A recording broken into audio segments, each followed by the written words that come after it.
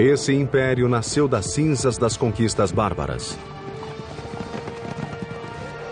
abrangendo 15 fusos horários e um sexto de toda a massa terrestre do mundo. The first thing to deal with is just this enormous size.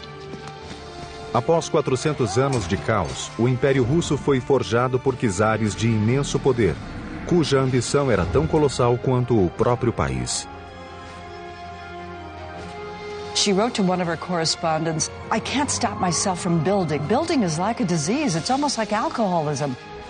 Esses visionários conduziram a Rússia pelo caminho da grandeza, adaptando tecnologias, conquistando territórios e construindo um império. Mas a mesma vontade que abastecia a sede de glória eterna acabaria por devorar o próprio povo.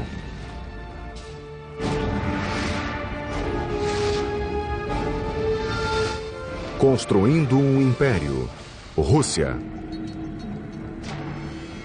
Moscou, 1480. Um czar resolveu alcançar um poder sem precedentes. Seu nome, Ivan III. Por séculos, seu povo estivera sob o tacão dos mais brutais guerreiros da Eurásia. Eram oriundos da Mongólia, os tártaros. Mas Ivan III resolveu que faria de tudo para derrotá-los. Sem hesitar, rasgou o tratado que o ligava aos tártaros e declarou que a Rússia lhe pertencia. Agora o futuro do povo russo estava em jogo. Se Ivan perdesse, todos pereceriam. Se ganhasse, a Rússia se tornaria a terra dos czares. Hello, I'm Peter Weller. Some say the history of Russia is a history of its great cities. Now, what we think of as Russia today actually began in the 9th century when a very diverse people started to coalesce around a single dominant clan called the Kievan Rus. The Kievan Rus were from the Ukraine, but they migrated here to a very forested area around many rivers and lakes and started a small trading hamlet called Novgorod, meaning new city. Oral tradition tells us that life in Novgorod was so chaotic and so tumultuous that the people actually invited a Viking warrior named Rurik from across the Baltic Sea to come here and establish order. Em Novgorod, o clã Rus de Kiev floresceu. Adotaram a religião e a tecnologia dos vizinhos, os bizantinos, e construíram novas cidades à medida que a população crescia. Um dos entrepostos localizado nas terras férteis do oeste chamou-se Moscou. Moscow, whose date of founding is officially given as 1147, was a small, essentially log fort on a river by the name of Moscow, Moskva. Enquanto isso, os membros do clã ficaram conhecidos como russos. Todavia, sem governantes nem defesas, as cidades russas eram alvo fácil para a invasão dos mais agressivos guerreiros, os tártaros. Em 1237, 120 mil cavaleiros tártaros atravessaram o rio Volga para invadir. Os primeiros russos não eram páreo para essa forte cavalaria. Por quase 24 meses, os tártaros devastaram a Rússia. Mas para as autoridades, a invasão foi uma oportunidade para negociar com os invasores e melhor reconstruir a cidade. Moscow's rise started in the 14th century, very clever, cunning, ruthless politics on the part of the Grand Princes of Moscow, who managed to ingratiate themselves with the Tartar masters and achieve the ability to collect taxes from the other Russian principalities. Sob a proteção tártara, Moscou começou a drenar os recursos das demais cidades. Os territórios anexados acabaram formando um só estado moscovita. Contudo, os líderes ainda tinham de pagar aos odiados guerreiros tártaros. Tudo isso mudou em 1462 com Ivan III. Ivan chegou ao poder resolvido a pôr um fim no domínio tártaro. Adotou o título de Grande Príncipe de toda a Rússia e concebeu um plano para derrotar os tártaros. Ivan, I think, had all of the characteristics he needed to be a good and successful Tsar and to earn the title the Great. He was ambitious, he was opportunistic, he was ruthless, he was smart. O novo czar começaria pelo casamento. E escolheu a princesa do império que lhe dera religião e arquitetura, Bizâncio. Com essa aliança, Ivan adotou o símbolo bizantino da águia bicéfala e chamou a Rússia de Terceira Roma. Em 1472, o czar começou a construir o próprio legado. Encomendou uma catedral que seria o sinal inequívoco de que a Rússia era uma potência para ser reconhecida. Os operários começaram a trabalhar na grandiosa obra nesse mesmo ano. Mas a Mãe Natureza tinha outras ideias. Em 1474, um pequeno tremor de terra sacudiu Moscou. 2 anos de construção viraram uma pilha de escombros. Erguida em pedra bruta sobre fundações frágeis, era um acidente previsível. Ivan transformou o desastre em oportunidade. At this point, Ivan III does what any shrewd ruler would do. Find the best people. And the best people of that period, the 15th century, were in Italy. Ivan achou Aristóteles Fioravante, conhecido e habilidoso mestre arquiteto da Itália. Mas antes de reconstruir a Catedral de Moscou, era preciso demolir o que ficara. Na primeira de várias inovações, Fioravante usou a tecnologia bélica na forma de um ariete para derrubar as ruínas da catedral. And that amazed the Muscovites. What they'd taken months to erect unsuccessfully, he was able to batter down in 3 weeks. A seguir, Fioravante iniciou a nova construção, que hoje é conhecida como Catedral da Assunção. Começou inspirado em velhas igrejas locais, mas deu-lhe toques de tecnologia ocidental. O resultado revolucionou a arquitetura russa. We start with the foundation. Instead of the rubble-filled trench, which was typical of early medieval Russian building, he cleared the trench and put large oak pilings, which are much more stable means of supporting the building, so that the building doesn't later crack or deform in ways that will lead it to ultimately collapse. As inovações de Fioravante não pararam. Em vez de empilhar pedras como de hábito, ele optou por desencontrar os blocos em amarração, a fim de conseguir maior estabilidade. Terminadas as paredes, ele se voltou à delicada e perigosa construção dos tetos abobadados. When you begin to vault the roof, there's an enormous amount of weight coming down on those walls. So the third element that he introduced was iron tie rods. Well, they were just iron rods that were inserted into the masonry and extended across at the level of the vaulting. It serves as an additional form of support. It ties the structure together. Por fim, em vez das cúpulas redondas de pedra tão comuns nas igrejas, ele introduziu tijolos mais leves e robustos, ensinando aos russos como queimar e assentar o novo material. So that from the pilings to the wall bonding to the tie rods to the upper structure, Fioravante used a new set of techniques which had been mastered in Italy, but put them within the context of Russian symbols. Acabada, a catedral ficou com 30 metros de altura. Era admirável e imponente. Com esse símbolo de poder, Ivan estava pronto para desafiar os tártaros. A resposta foi imediata. Reuniram um exército formidável e atacaram Moscou. Ivan já os esperava e os 2 exércitos travaram um combate perto do rio Ugra, a 500 quilômetros de Moscou. Após meses de luta equilibrada, os russos conseguiram vencer os tártaros. Ivan expulsou os opressores que haviam subjugado os russos por quase 3 séculos. Com esse legado gravado em monumentos de pedra e bronze, Ivan III tornou-se Ivan o Grande. Quando morreu em 1505, Ivan tinha criado uma Rússia independente, mas não ainda um império.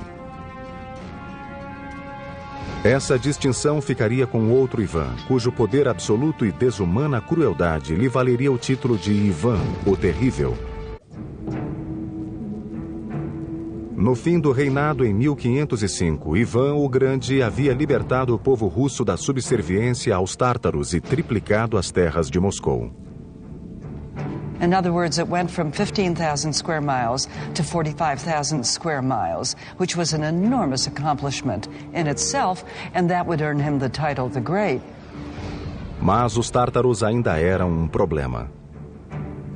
Embora afastados de Moscou, sua capital, Kazan, ficava no caminho das conquistas da Rússia. Apenas a sombria determinação do terceiro neto de Ivan libertaria de vez a Rússia dos tártaros e a transformaria em império. Ele seria conhecido como Ivan o Terrível. I think the greatest single period of expansion was under Ivan the Terrible. The Muscovite Tsardom encompassed the Volga, the Ural regions, and then eventually all of Siberia. Esse grande imperador havia tido uma adolescência extremamente perturbada. Ainda menino, ele perdera o pai e testemunhara a brutal luta pela sucessão, envolvendo tortura, execução e assassinato. Tais atrocidades marcariam Ivan para sempre. Ivan the Terrible's traumatic background as a child, I think, produced an Ivan who was terrible. Even as a young child, he tortured animals. He seemed to be cruel and sadistic. Quando assumiu o poder em 1547, ele se convencera de que Deus o incumbira de governar a Rússia. He was the first Russian ruler to have himself crowned formally as Tsar. And Tsar is simply a Russian derivative of Caesar. It's an imperial title. Como czar, Ivan achou a saída perfeita para seu intelecto rude e enérgico, lançando a primeira ofensiva russa, o famoso sítio de Kazan. Primeiro, ele criou um exército de quase 150 mil homens, incluindo unidades de artilharia e engenharia treinadas nas táticas de sítio da Europa. Os engenheiros adaptaram as técnicas para o aparato bélico russo. Antes de mais nada, projetaram uma estrutura para defender as tropas russas nas planícies abertas da Eurásia. Chamava-se Gulai Gorod. This was actually a movable fortress. Gulai Gorod consisted of wooden screens or wooden boards. Eram verdadeiros escudos feitos para defender a infantaria artilheira chamada Strelets, atirador em russo. Russian infantry stood inside these movable fortress and used guns, used cannons against the cavalry. And another way to use it was against the besieged city like Kazan. 23 de agosto de 1552. Com o exército armado e equipado, Ivan iniciou sua jornada rumo a Kazan. It was done very ingeniously as the Russians moved up and would very quickly erect prefabricated log fortresses as they inched ever closer to Kazan. In other words, tightening the noose around the city. Entrincheiradas por fora, as forças de Ivan lançaram um ataque sem trégua, a partir de Gulai Gorod, de 10 metros de altura, com uma chuva de projéteis por cima das muralhas da cidade. They killed many defenders in the streets of the city using these movable towers. Vendo suas torres intactas, Ivan ordenou aos oficiais que achassem um modo de invadir a cidade. Foi criado um ousado plano de escavar um túnel sob as muralhas, enchê-lo de minas e provocar uma explosão. A 30 de setembro, eles acenderam um estopim que decidiria o destino de Kazan.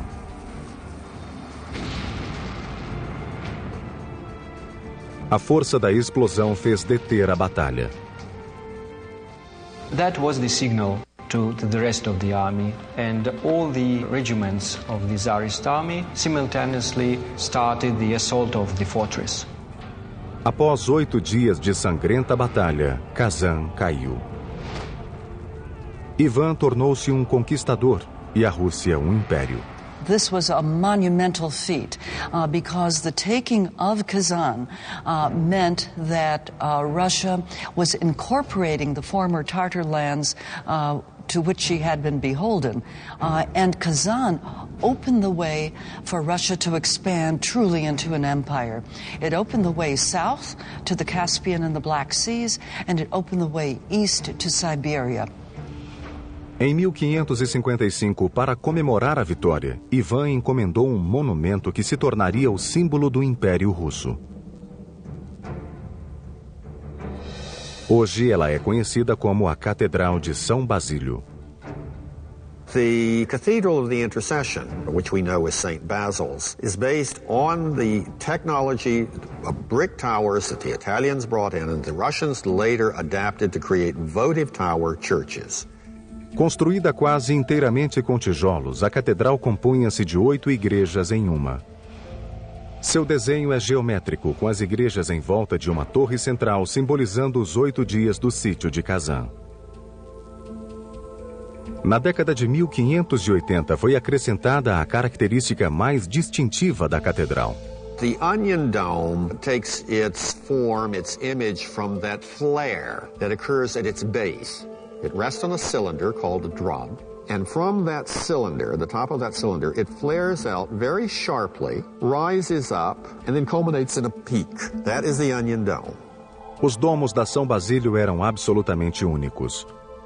Cada um foi construído em texturas diferentes, com placas de metal pintadas à mão.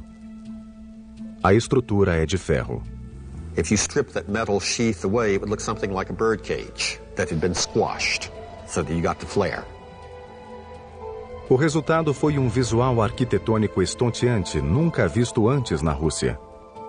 Em 1553, os domínios de Ivan eram os maiores da Europa, e ele se achava no auge do poder. Mas sua crescente paranoia e os punhos de ferro com que governava iam estrangulando lentamente o próprio império. Ele mergulhou em uma série de guerras dispendiosas e sistematicamente eliminava quem ousasse enfrentá-lo. A sombria insanidade de Ivan consumia o povo russo. Ninguém se sentia seguro, nem mesmo sua família. Another reason Ivan IV could be called the Terrible is probably the finale of his reign when he murdered his son, who was trying to protect his pregnant wife from Ivan's rage. Ivan bateu com tanta raiva na nora que ela abortou. Quando o filho foi interpelá-lo, Ivan voltou-se contra ele também, e num acesso de ódio matou-o de um só golpe. Com um único gesto tresloucado, Ivan destruiu a própria linha de sucessão. Quando o czar morreu em 1584, o império achava-se próximo da ruína. Soon after Ivan came the decade-long so-called time of troubles. A civil war combined with a war of foreign intervention. In the course of that, Muscovy, Russia, came very close to losing its independence. Um século após alcançar a independência, a Rússia achava-se à beira do desastre. Mas logo um gigante apareceria no palco da história, espantando o mundo ao fundar uma cidade cintilante no meio do nada. 1696. Um novo czar subiu ao poder com um plano revolucionário para prosseguir com a tarefa que Ivan o Terrível iniciara e transformar sua nação em um moderno império. Seu nome era Pedro o Grande. Peter the Great was an absolutely unique person. A giant, both physically, 6.5 feet tall, as well as in terms of personality. He disregarded convention and tradition. He was endlessly curious about new things. O enorme tamanho de Pedro combinava com seu ego. A constant whirlwind of activity occurred around him, and he took on the tasks of a dozen men. He was really an extraordinary, larger-than-life person. Pedro passou a adolescência em Moscou, farreando com artesãos e militares nos bairros pobres, aprendendo táticas bélicas e tecnologia. Peter was not only entranced with European technology, he was also very aware of Russia's backwardness and weakness vis-a-vis Europe. He wanted to remedy that situation. So one of his first acts was he went to Europe, and he went to Europe incognito. And there he studied the craft of shipbuilding with the Dutch, who were masters at it. He also learned the art of navigation from the English Navy, and he saw the great wealth these European empires were pulling out of their overseas colonies, and he figured they might have use for Russian natural resources. But what Peter really wanted was a piece of the action. And he knew that in order to cut into the pie, he would have to drag his country kicking and screaming out of its gloomy medieval backwardness into the great white light of new commercialism of the Western world. When he got back to Russia, Peter resolved to transform his country into a naval force that would not only trade with the European empires, it would compete with them as a military power. Pedro voltou-se para uma faixa de terra a 600 quilômetros ao norte de Moscou, perto do Mar Báltico, às margens do rio Neva. Com a vaidade de um deus romano, ele imaginou uma cidade que poria a Rússia no mapa da Europa. E chamaria essa cidade de São Petersburgo. A city on that spot had direct maritime access to Europe. O único problema era que essas terras pertenciam à Suécia. Mas Pedro não se abalou e em 1700 atirou-se a um ataque fulminante, tomando as terras à força. Em 1703 foi lançada a pedra fundamental da cidade. The new capital that Peter had in mind, it was to be a fortress, was to be the center of the army and the navy. It was to be the window on Europe through which Western ideas, modern ideas were going to flood and spread throughout the entire empire. São Petersburgo nasceu à custa de muito sangue e guerra. Mas para o povo humilde, a ambição do czar era uma espada de dois gumes. Peter chose the site of his future city for its access to the Baltic Sea, but this advantage would come with a steep price. For 5 months out of the year, the river delta and its surrounding swamps would freeze, and then predictably and reliably flood when they thawed with the warmer months. The building of this city would be a monumental challenge. So Peter turned to the one natural resource that compensated in Russia when all else failed: raw manpower. O povo russo literalmente construiu São Petersburgo com as próprias mãos. Naquele mundo pantanoso, quase nenhum suprimento podia chegar. Para firmar as fundações da fortaleza acima das águas, os operários tiveram de cavar a terra com as mãos e transportar milhares de toneladas de barro em casacos e camisas. Tudo tinha de ser importado. Até a madeira tinha de ser cortada a montante para descer pela correnteza em grandes quantidades a fim de estabilizar as fundações. There's no bedrock there, so that any large structure had to be built on pilings. Para tanto, os engenheiros projetaram um sistema de polia para cravar milhares de estacas no solo macio.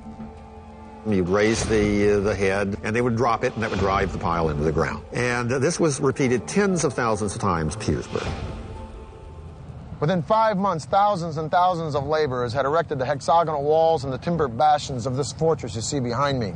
At night, they'd come home to their camps freezing and tired and hungry, and just as they had come by the thousands, so they would die by the thousands from disease, from the flooding, and from exhaustion. By 1708, a rough estimate of 25,000 laborers had perished building this fledgling city, which gave rise to its nickname, the City of Bones. There is no statistic that tells us exactly how many people died before this city was finished. But a 19th century historian says that up until that point, there was no single battle in the annals of military history that cost as many lives as the number of laborers who perished in the building of St. Petersburg. Para Pedro, os fins justificam os meios. Em 1706, ele lançou o primeiro navio de guerra do estaleiro de São Petersburgo, o primeiro complexo industrial da cidade. Tinha construtores navais residentes, fabricantes de velas e cordames, forjas e uma fundição de ferro. A Rússia agora tinha uma marinha, e o czar ia gradualmente mudando a face do império. Em 1712, com a habitual e rude eficiência, Pedro procedeu à maior das mudanças. De uma simples penada, ele fez de São Petersburgo a capital da Rússia. Em um instante, os 300 anos de supremacia moscovita ruíram por terra. Moscou ficou aturdida. Many Russians reacted to Peter as though he were an alien from outer space. They didn't understand him. He imposed his strange ideas on his country using the full force of an autocratic and absolute monarch, which he inherited from his predecessors, but he knew very well how to use it to get his will. His vision to revolutionize Russia was the thing that drove him throughout his life. Nothing and no one escaped some kind of an effect from this revolutionary process. Pedro não poupou despesas para criar uma cidade do nada.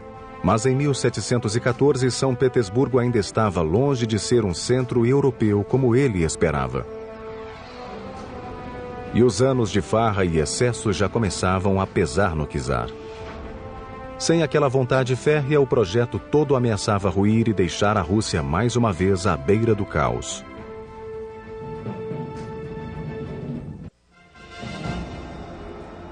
For decades, Peter the Great had been monastically focused on his twofold task of turning Russia into a great empire and St. Petersburg into its glittering capital, with one exception. He still held his legendary bouts of drinking with his buddies, but as always, his hard partying had very little effect on his relentless energy. He defeated Sweden in the Great Northern War. He'd extended Russia's boundaries from the Baltic all the way to the Pacific. He'd built a new European capital. He'd built a navy. He built schools of engineering and science, and he'd increased Russian trade sevenfold. Military and politically, Russia had become an empire, but it still lacked the one element essential to all empires, prestige. Em 1714, Pedro rabiscou o projeto de um palácio que ele queria construir no topo de um promontório a 40 quilômetros de São Petersburgo. Seu nome seria Peterhof. O palácio seria cercado por mais de 200 hectares de jardins enfeitados por cintilante rede de chafarizes e fontes colina abaixo. Os trabalhos desse grande projeto começaram em 1716. Large numbers of army soldiers were actually sent to the estate to dig the trenches that would feed the water through a pipe system to the fountains. Em 1719, os engenheiros hidráulicos do país começaram a trabalhar no complicado sistema. The palace was built on the heights, and the heights are what feed the water. It's that drop, the gravity in that drop that actually powers the fountains. Valendo-se do terreno escarpado e da água de fontes próximas, os operários construíram um sistema de 22 quilômetros impulsionado pela gravidade. A água ficava armazenada em reservatórios elevados, de onde jorrava por imensa tubulação, que descia vertiginosos 15 metros até a fonte central. A água acumulava força suficiente para esguichar a altura de 20 metros. O resultado era estonteante. A visão impressionava tanto que o palácio foi apelidado de Versalhes russo. Mas Pedro não teve muito tempo para desfrutar essa maravilha. Tendo mergulhado na água gelada para salvar um marinheiro, o grande czar caiu doente e não resistiu. No fim do reinado, ele transformara um país atrasado e pobre em um adiantado império. Mas a tarefa estava longe de cumprida. Seria uma ambiciosa e tenaz alemã, mulher do neto de Pedro, que completaria a transformação de São Petersburgo de fortaleza naval à cintilante capital que hoje conhecemos. Seu nome, Catarina a Grande. Catherine comes to power in the year 1762 by overthrowing her husband, who had been the Russian emperor for only 6 months. And she was able to quite easily topple him. Com o trono assegurado, Catarina seguiu as pegadas de Pedro o Grande e transformou a Rússia em potência mundial. As a foreigner, as a European, she virtually completed the process of Europeanization, which Peter the Great had begun at the beginning of the century. In fact, Catherine regarded herself as Peter's rightful heir. In the 18th century, in order to be a successful monarch, you had to expand your territory, and this Catherine did brilliantly. Catarina anexou cerca de 500 mil hectares de terras ao país, o que gerou vasta riqueza e expandiu o império para o tamanho da Rússia de hoje. Second, you were to introduce a wide-ranging program of reform, and this she did. Como prioridade, Catarina usou a imensa riqueza para modernizar a cidade. Ela se ombreou com grandes monarcas, oferecendo à imensa população humilde vários hospitais, medidas sanitárias, serviços básicos e escolas. Catherine, during her reign, set up architectural norms for the building of new towns, and she did, in fact, build 216 new towns, complete with plans for how the grid should be laid out, how the central square should be laid out, what kind of facades there should be, what kind of materials should be used in construction. Mas o projeto mais bonito e prestigioso de Catarina foi a renovação da residência real. O mais extravagante monumento ao luxo e ao requinte. O Palácio de Inverno. Esse palácio tinha 3 andares que se estendiam ao longo de 200 metros. Por fora era decorado com 200 requintadas colunas e mais de 150 estátuas de mármore. Por dentro havia mais de 500 cômodos, quase 4 vezes mais que a Casa Branca. No curso de seu reinado, Catarina promoveu uma explosão de construções como jamais se vira até então. Com toda essa atividade, a czarina transformou Petersburgo em uma ostensiva e orgulhosa vitrina da cultura, riqueza e poder do Império Russo. She wrote to one of her correspondents, "I can't stop myself from building, but building is like a disease. It's almost like alcoholism." Mas a construção não era o único vício da czarina. Por trás das portas do Palácio de Inverno, Catarina exercia outra forma de patronato, cuidando de seus numerosos e geralmente jovens amantes. She was a hard-working woman. At night, she wanted to have male company. And there were a number of lovers. She treated them very nicely and very generously. She gave them land, she gave them serfs. Mas os luxos de Catarina e seu poder total, a ponto de dar seres humanos como presente, simbolizavam o abismo que separava a elite do trabalhador russo. Embora fosse gentil com os súditos, as reformas de Catarina não contemplaram muito o povo. No fim de seu reinado, em 1796, a Rússia era uma superpotência.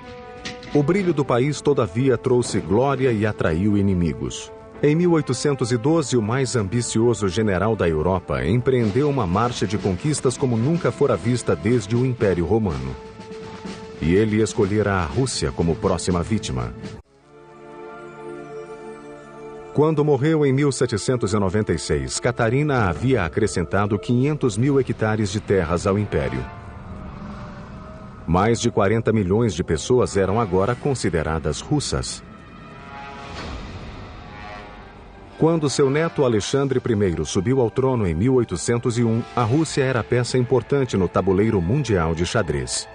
Isso fez dela um cobiçado troféu para o mais temível general da Europa, Napoleão Bonaparte. Em 1812, o czar Alexandre enfrentaria um problema que a Rússia não via desde a invasão mongol, 6 séculos antes.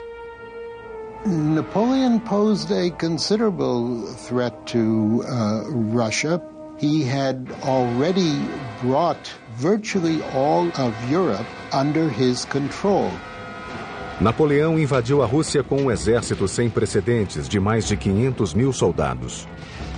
Os russos, vendo que não podiam enfrentá-los, adotaram a tática da retirada estratégica. Queimavam tudo o que ficava para trás a fim de deixar os invasores sem alimento. Quando finalmente chegou a Moscou, Napoleão percebeu que havia subestimado a vontade de aço do povo russo. Napoleon probably thought that having invaded Russia, seized the old capital, Alexander would be willing to come to terms with him. Alexander was not. He simply ignored Napoleon until a very harsh winter forced Napoleon to realize that there was nothing to be gained by sitting in Moscow, and so Napoleon began to retreat. Forçado a marchar pela mesma desolada e congelante paisagem que já conhecia, o imbatível exército de Napoleão reduziu-se a 10% de sobreviventes. A mãe Rússia havia derrotado o invencível general.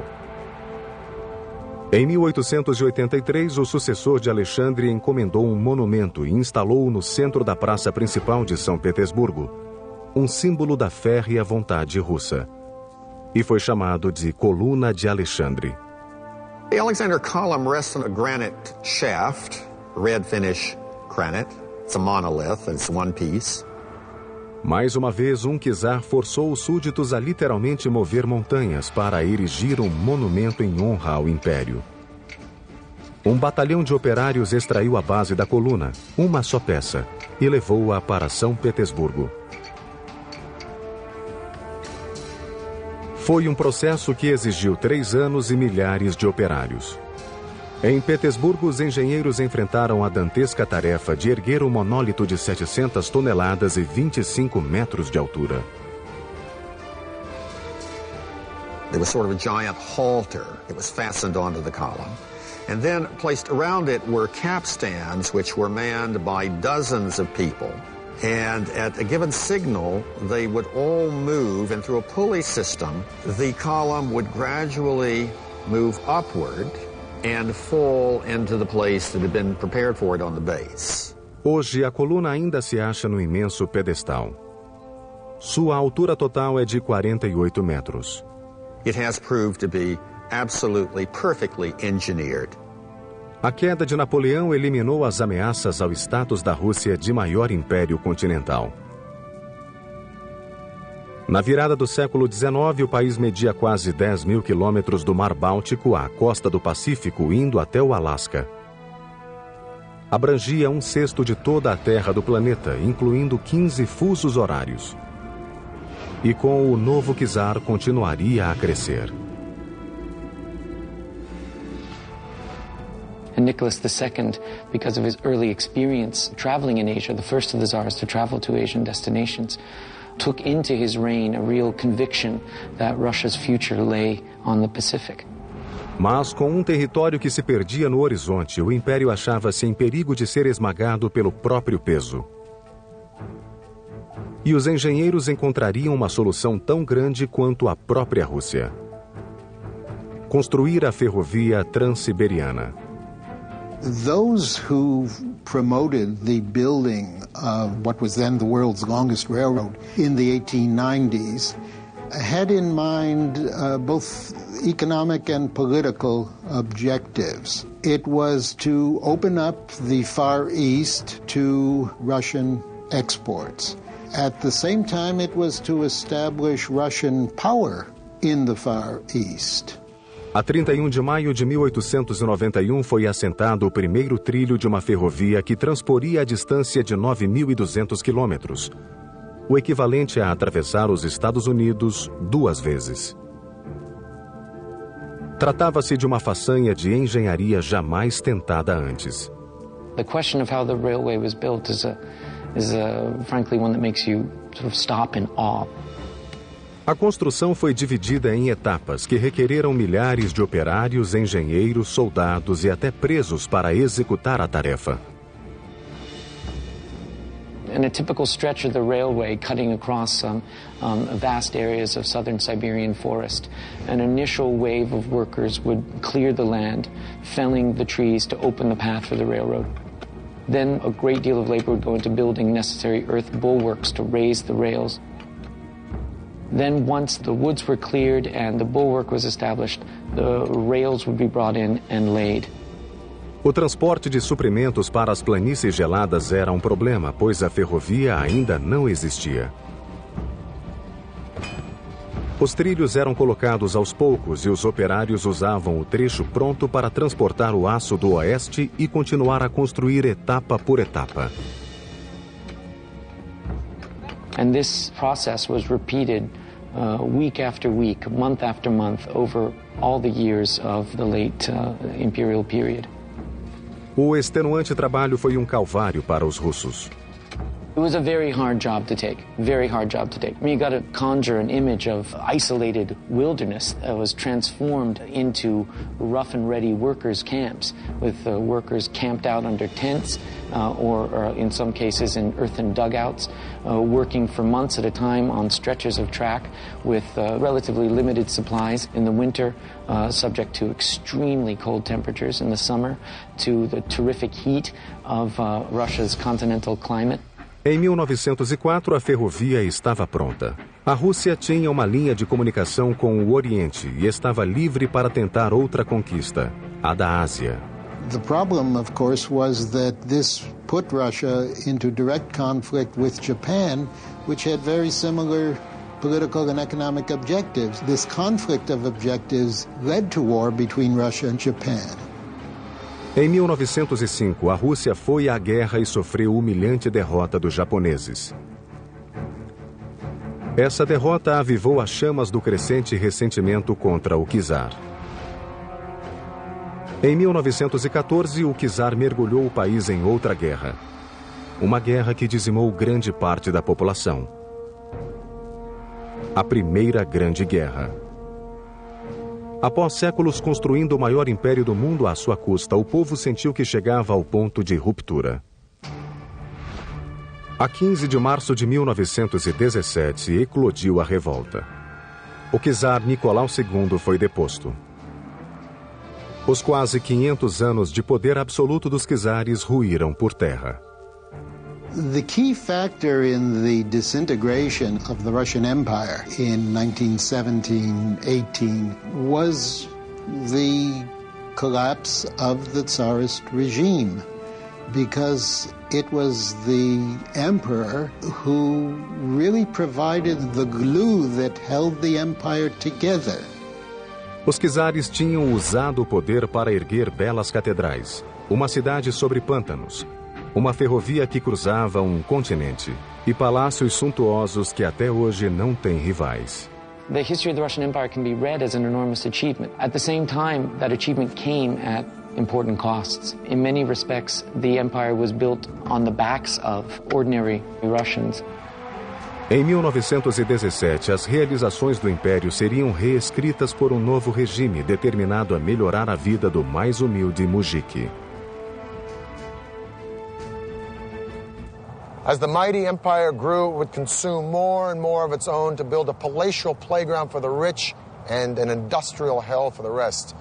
By the beginning of the 20th century, Russia's overworked and illiterate poor had had it. Broken by world war, incited by radicals, these people would rise up to demolish the Russia they had suffered for in a fiery revolution that would replace one colossal empire with another. I'm Peter Weller for the History Channel.